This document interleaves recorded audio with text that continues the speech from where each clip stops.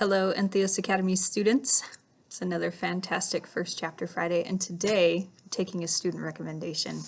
And I am going to highlight this book, which is Michael Vey, Prisoner of Cell 25. And just a really quick intro. To everyone at Meridian High School, Michael Vey is just your average, ordinary 14-year-old boy.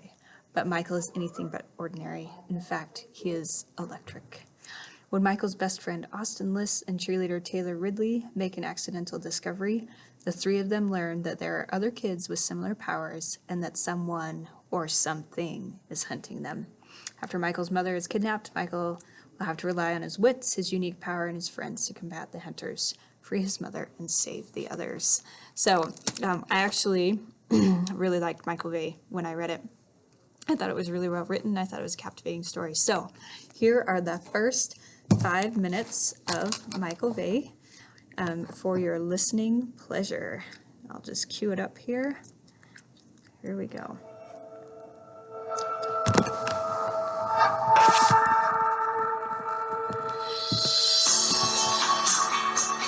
Simon & Schuster Audio presents Michael Vey, The Prisoner of Cell 25 by Richard Paul Evans, read by Fred Burnham.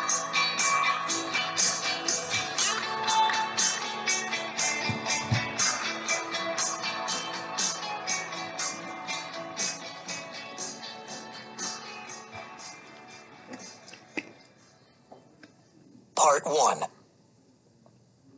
Chapter 1. Chopsticks and Spiders. Have you found the lost two? The voice on the phone was angry and coarse, like the sound of car tires over broken glass.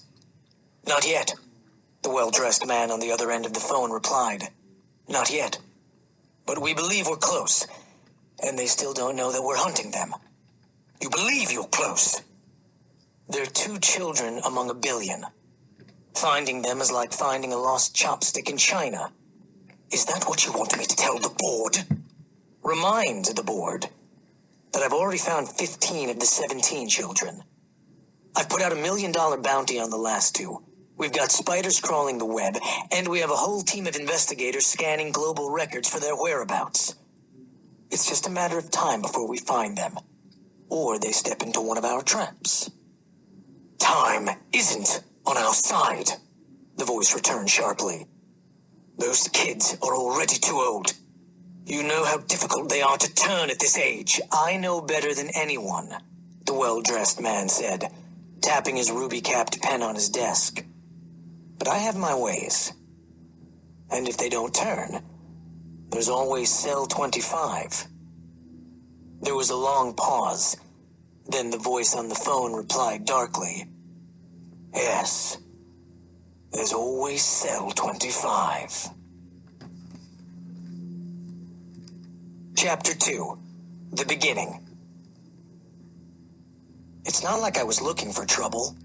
I didn't have to. At my height, it just always found me. My name is Michael Vey, and the story I'm about to tell you is strange. Very strange.